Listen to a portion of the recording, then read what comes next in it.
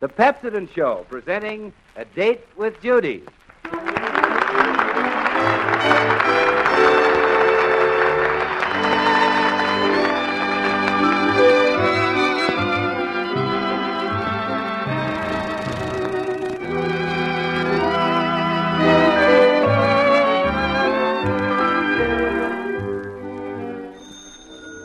Hello? Hello, Judy. Can I have a date with you? Will you call for me in a taxi? Yes. Will you bring me a big box of candy? Yes. And orchids? Yes. Then I can't go out with you. Why not? My mother won't let me go out with boys I don't know.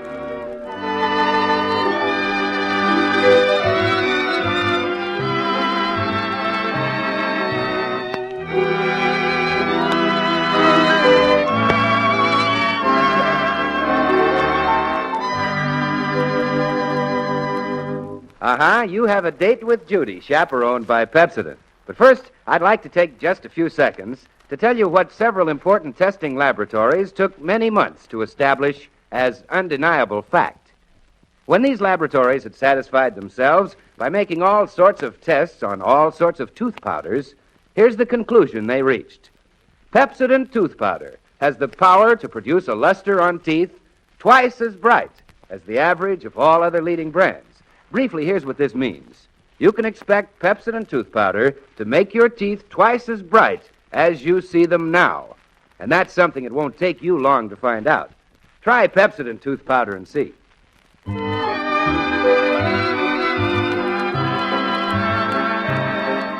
Well, it's a wonderful summer evening, but Judy doesn't feel wonderful. Her current heartthrob, Norman, has taken her to a movie, but wiggled out of taking her to Scully's for a super-duper Sunday. Now it's only 10 p.m., and he's brought her home already. They pause on the front porch. Well, good night, Judy. Good night? You mean now? Well, it's 10 o'clock, and besides, I got to get up early tomorrow. Norman, when I first met you 3 weeks ago, you used to think of nothing but staying up till 1 or 2 o'clock, and now... I guess I was younger then. Norman, has something come between us? Well, no, I'm just sleepy, Judy. Well, you never used to get sleepy when we first started going out with each other. Well, the trouble is, I've stayed out so late with you every night that my constitution is sort of breaking down. Well, good night, Judy. Do you really mean it? Mean what? Good night. Yeah, I have to go. All right. Go ahead and go home. But just for that, I won't give you a date tomorrow night. Oh, okay. I'll go to bed early tomorrow night. Oh, good night. Oh, nausea. Judy, is that you? Yes, Father. This is me. I. Well, I'm glad to see you home so early. About time you realized your constitution required a little sleep. Will everybody please stop talking about constitutions all the time? Who talks about constitutions all the time? Everybody does, all the time. Is anything bothering you, dear? Not a thing, Mother. Not one eensy thing. Except every other girl in town trying to lure Norman away from me. Every other girl in town, Judy? Well, nearly everyone. Anyhow, Ruth. The old mortal enemy. She's utterly scrupulous. I know she lured Norman into a date last night. I had it from a reliable source. And now tonight he's too tired to stay up any later than 10 o'clock. She is scrupuleless. Say, who's been tearing my newspaper limb from limb? I guess I did. I was reading it.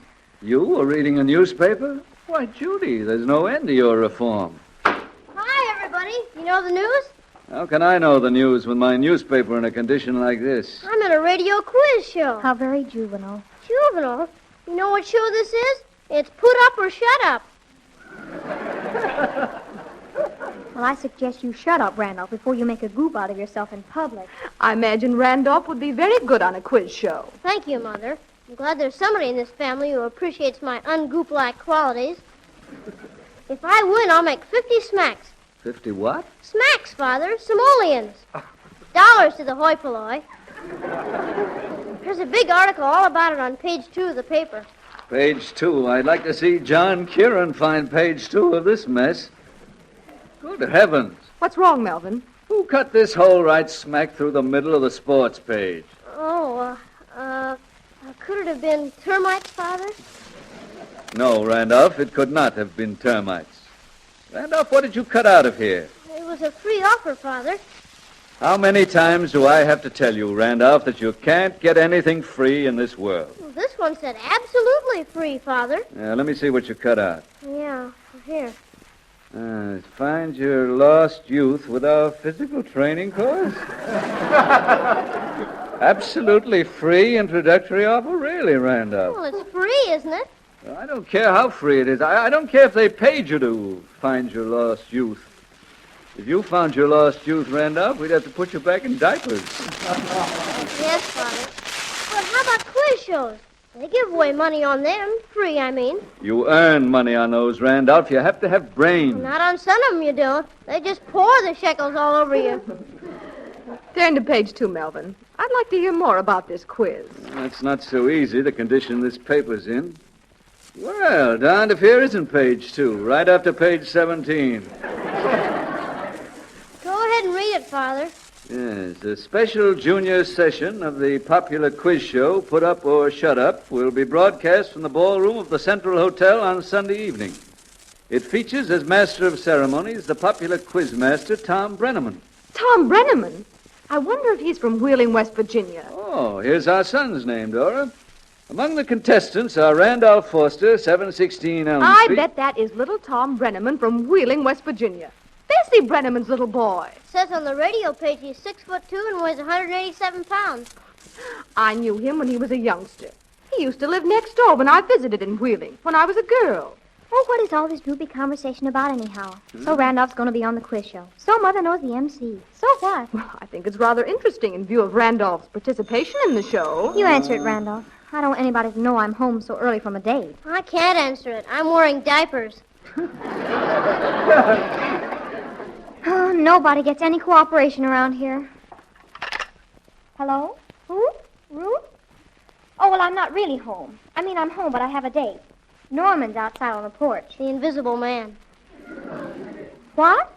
Oh, yes, Randolph's on the quiz show. He's very intelligent, you know. His teachers say he's positively abnormal. Your brother Curly's on the show, too? I'd like to see Curly beat Randolph. Why, Randolph is practically the most superior intellect in this town. Is she talking about me? Sure, I'll take a bet. I'll be mighty glad to take a bet. Anything you want. Name your own stakes. I feel just like Seabiscuit. The one whose brother loses doesn't accept a date with a boy for the entire month of August. That's rather steep, isn't it? Wowie. All right, I'll take it. If you think I don't think my brother is smarter than your brother, Curly, any day. Okay, it's all set. Goodbye. Oh, I didn't mean for you to bet your very life's blood on me.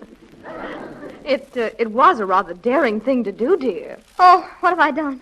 Oh, Randolph, you've got to be Curly. You've absolutely got to. Well, my whole future depends upon it.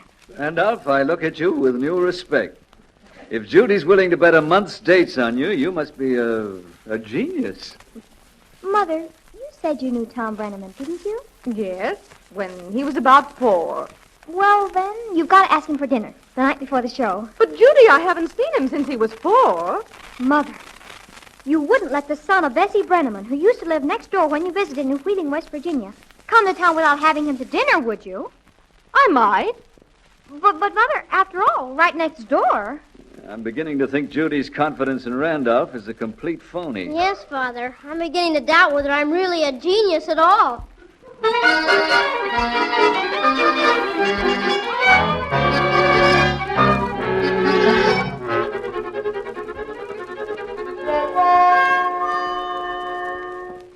All right, Randolph, let's keep going. What's the highest denomination in American currency? A $10,000 bill. It says here a $100,000 bill. It's wrong. Ask Father. Father, did you ever have a $100,000 bill? It will surprise you to know I never did, Randolph. All right, we'll try another one. How many of the 7 dwarfs wore beards? Judy, as a special favor to me, could you stop asking him questions for, let's say, 5 minutes? But, Father, you know how vitally important it is that he beats Curly on the quiz show. Would I laugh the braces off my teeth if I won? And then Norman didn't ask you for a date all month anyhow. Randolph, please. Father, I'm merely getting Randolph in condition for Mr. Brenneman's guest appearance at dinner at our house. I'm in the pink of condition now. If you keep this up, Judy, I'm going to be overtrained. To what do the following terms refer? Stratus, cirrus, nimbus, and cumulus. Cloud formations. Before that quiz show is over, I expect to find my ears in the shape of question marks. Oh, Melvin, dear. Yes, Dora? Did you turn the light off in the garage? For the love of heaven, can't anybody in this house use a declarative sentence?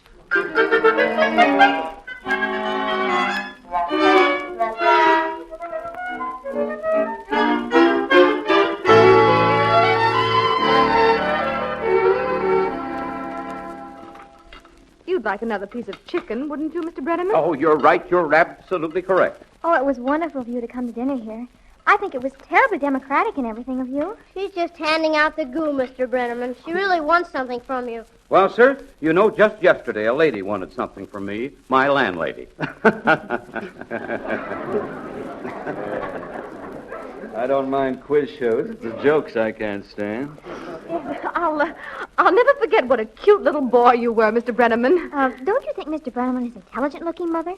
I mean, he has the most intelligent-looking nose. Well, you know, just yesterday a lady said to me, you have the most intelligent-looking nose, and I said, intelligent-looking noses run in our family.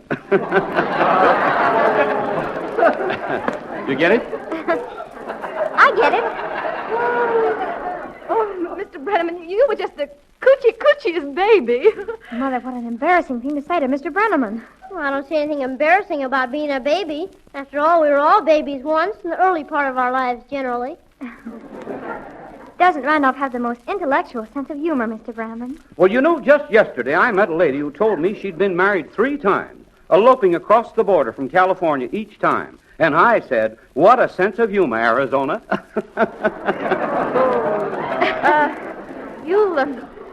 You'll have some more candied sweet potatoes, won't you, Mr. Brenneman? Oh, that's correct. That's absolutely correct. Oh, I wish I were a mind reader or something, so I would know what questions you were going to ask on the quiz show. Well, you know, just yesterday I met a mind reader, and I said, why are you able to read minds? And she said, I can read minds because I'm really a ghost. And I said, I think I'll put you on a ghost-to-ghost hookup.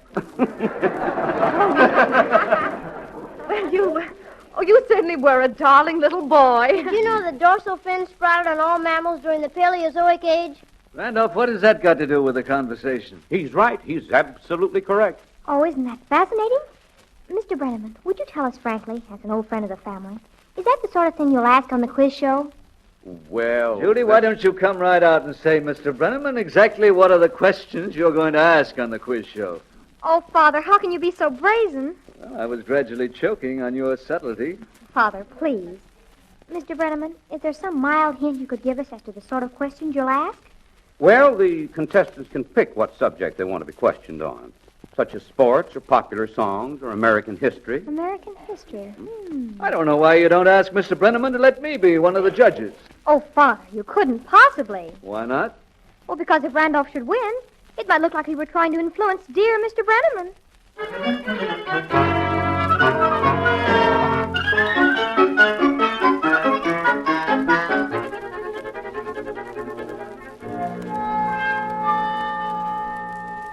Who said speak for yourself, John Alden? Priscilla. Who made the first American flag? Betsy Ross. Who saved John Smith? Pocahontas. What year did the Pilgrims land on Plymouth Rock? Look, Judy, you've asked me that 3 times, but they only landed once, 1620.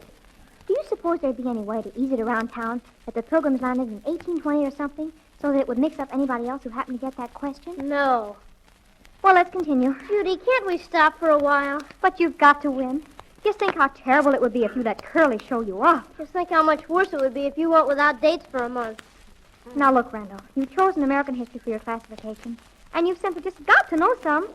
Is there anything I can tell you that would come in handy? Not a thing. Randolph, this is serious. Go ahead and ask me some quiz questions. Okay, what's a teleoporogen? I don't know. You're right. You're absolutely right. Here's another one. What's a 4-letter English word ending in E-N-Y? A 4-letter word ending in E-N-Y. Any, Benny, Kenny, Denny, Annie, Stop the Denny, questions! Denny. Stop the questions! I can stand just so much and no more. Randolph, come here this instant. Yes, Father. Tell me quick before I go bats. What is a 4-letter word ending in E-N-Y? Deny, Father. Oh, for the love of heaven.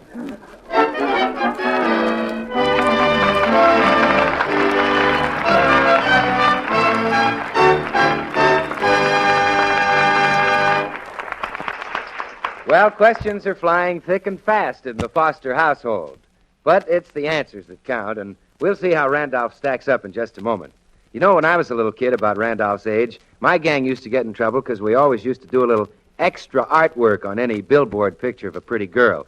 We used to take a big black pencil and block out several of her front teeth. We did it because it changed a beautiful picture completely, made it pretty funny looking. And the point I'm making is this. Your teeth are a great deal more important to your appearance than you may realize. Dull, dingy teeth can ruin your smile. And when your smile is gone, ladies and gentlemen, you're gone. So don't take a chance on making a sad or funny picture of yourself. Brighten up your teeth. Brighten up your smile with Pepsodent tooth powder. Make your teeth flash brilliantly and make them attract attention. You can do it with Pepsodent tooth powder because Pepsodent contains composite metaphosphate, the wonderful, safe polishing agent that helps make your teeth twice as bright. Yes, twice as bright, my friends, as the average of all other leading brands by actual scientific test. No other tooth powder in the world contains composite metaphosphate. So go down to your corner store now, tonight, and ask for Pepsodent tooth powder, the kind that has the power to make your teeth twice as bright.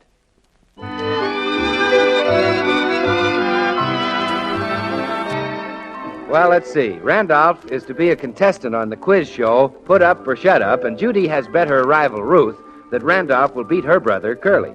The stakes are a month without dates, and Judy is beginning to get jumpy. Randolph and Curly, however, have a conference all their own. Hello, Curly. Hello, Randolph. You look terrible, Curly. So do you, Randolph. I've been going through more than human capacity will bear. So have I. My sister Judy's been coaching me for the quiz show. My sister Ruth, she's been doing ditto.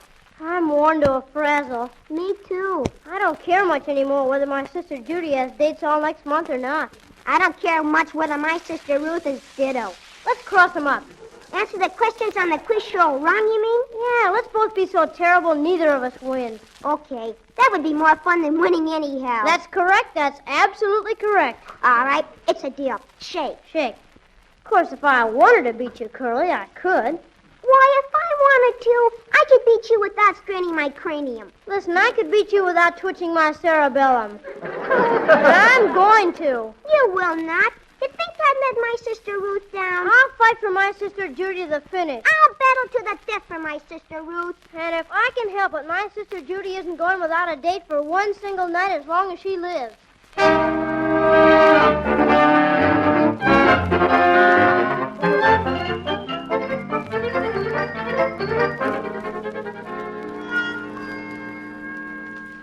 It was very intelligent of you to think of coming here to the library, Randolph, where we could really get some facts on American history. I'll be able to do some serious cramming here. Gee, it's awfully sweet of you to work like this for me, Randolph. For you and the $50, and to get even with a certain little squirt I know. Well, I don't care why you're doing it. I just think it's too utterly angelic of you. Randolph, do you see who's over there across the room? Curly. Curly and his sister Ruth. I bet she came here to bone him up for the quiz show. The cheat? Sneaking into the library, huh, to cram. The sneaks. It's absolutely unfair. Randolph, you've got to beat Curly now. You've just got to, in spite of their underhanded methods. Just rely on me, Judy. Just rely on me.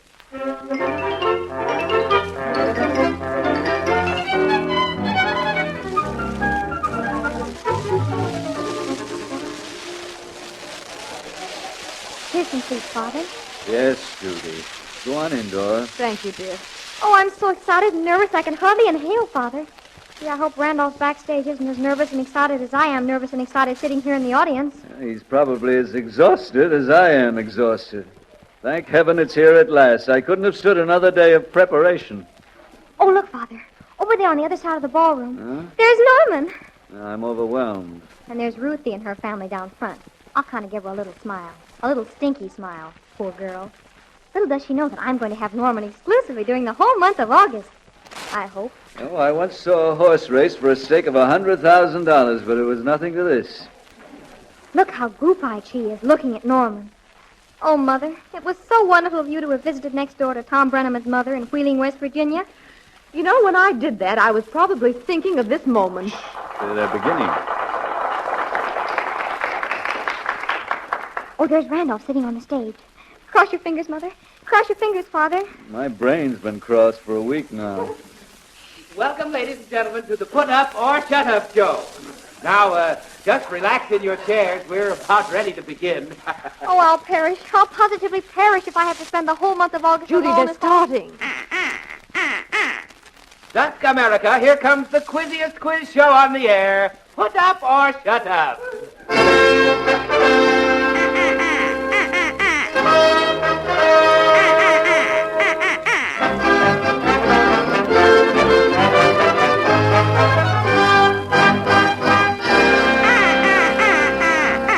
And here is the quizmaster himself, Tom Brenneman.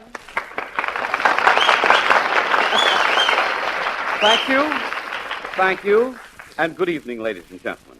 As you know, each contestant chooses a subject. If he wins, he gets $50. If he loses, the duck gives him the bird, just like this. That's right. And now, our first contestant. Will you step right up here, young man? What is your name?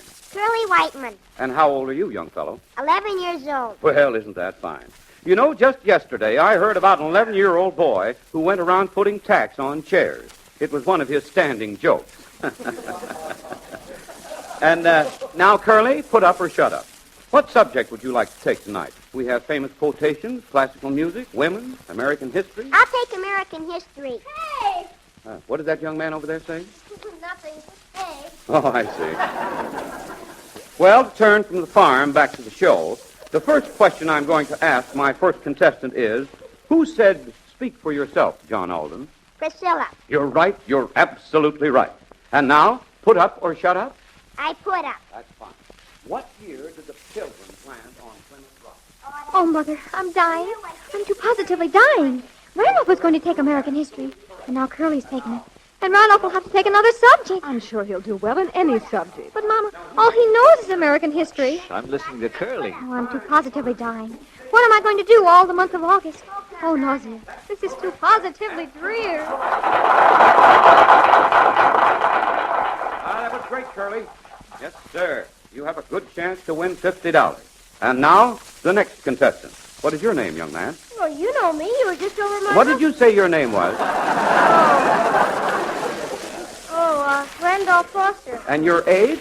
10, I told you that. And now, what subject do you choose, young fellow? We have famous quotations, sports, women, fruits, vegetables. I'll take woman. Women. Mr. Foster, are you sure you want women?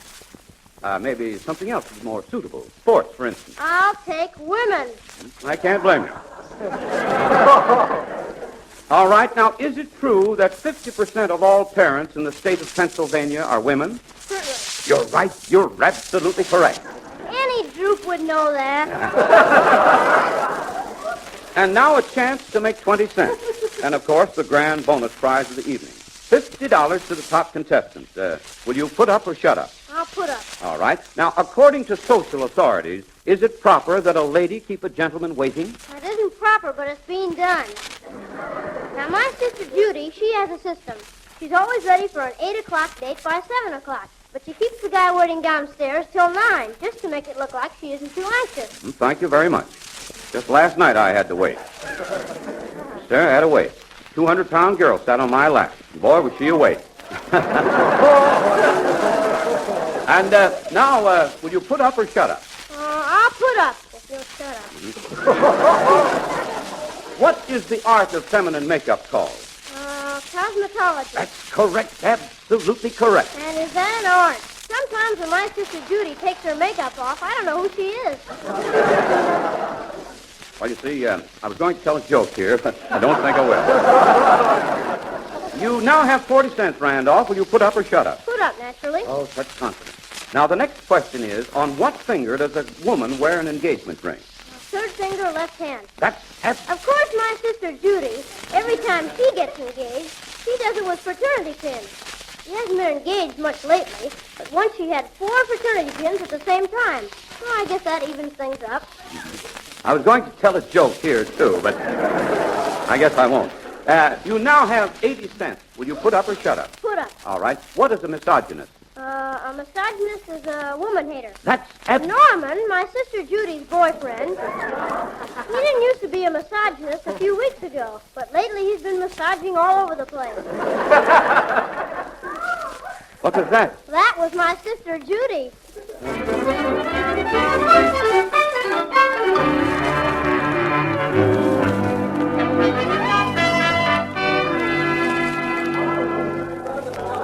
Congratulations, Randolph. It was just wonderful. You're winning the $50 like that. Let me shake your hand, son. Boy, if I'd only learned about women from you. Gee, thanks, everybody, but it was nothing. Randolph, I never was so humiliated in all my life. What's the matter with you, Judy? You didn't have to tell 30 million people about my whole private life, did you? Oh, I beat Curly, didn't I? That's what you wanted. Well, it's not like something going around the town. This has gone around the world. Look over there. There's your friend Ruth blubbering her way out of the place. Where? Jeepers, I bet she's burned up. Oh, but I wonder what Norman thinks now. He'll think you're mysterious. Just ask me. I know all about women. Oh, be quiet, everybody. Here comes Norman. Little does he know that he's going to be mine for the whole month of August. Hello, Judy. Hello, Mr. and Mrs. Foster. Hello, Norman. Gosh, congratulations, Randolph. Thanks, Norman. Gee, Norman, I think it was just luscious of you to come and talk to us like this. After the plug Randolph gave you on the show and all. Oh, that's all right, Judy. I just came over to say goodbye. Goodbye. Yeah, Judy, I'm leaving on a camping trip, and I'll be gone the whole month of August. The whole month of August. You're Oh. correct. Absolutely correct. What'll I do now? Well, I know what I'll do. I'll start my own quiz show, and my first question will be, quote, what keeps me from going nuts, unquote.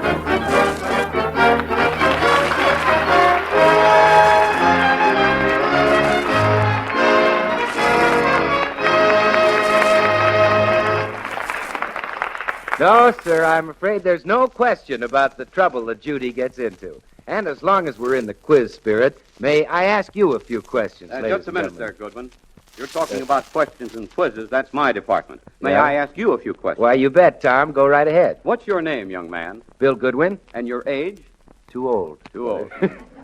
Now, your next question, Bill. There's been a lot of talk about how to win friends, how to be the life of the party. Can you tell us how to keep friends? How to be sure you'll be invited to parties? Well, that's my department, Tom. And the answer is keep your breath fresh and sweet. Take care that you won't offend in a close-up. Guard against those heartbreaking whispering campaigns that may start behind your back. Very good, Bill. Excellent. Now, can you tell us how to guard against whispering campaigns? Yes, just do this. Before you go out where you'll meet people, gargle a few seconds with a mouthful of Pepsodent antiseptic. It makes your mouth sweet in a split second. Makes your breath fresh as spring.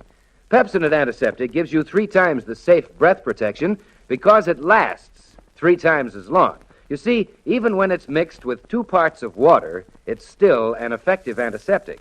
So you can save money and still have your breath insurance if you'll just go out tonight and get a bottle of Pepsodent antiseptic.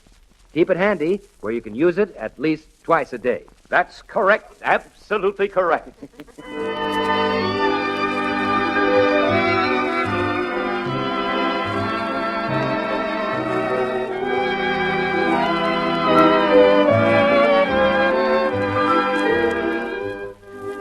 Good night, Judy. Good night. You know, we all had a perfectly luscious time. You did? Well, I'm not doing anything next Tuesday night. You're not? Well, we'll all be a-buzzing of your doorbell then, Judy. Holy drooly.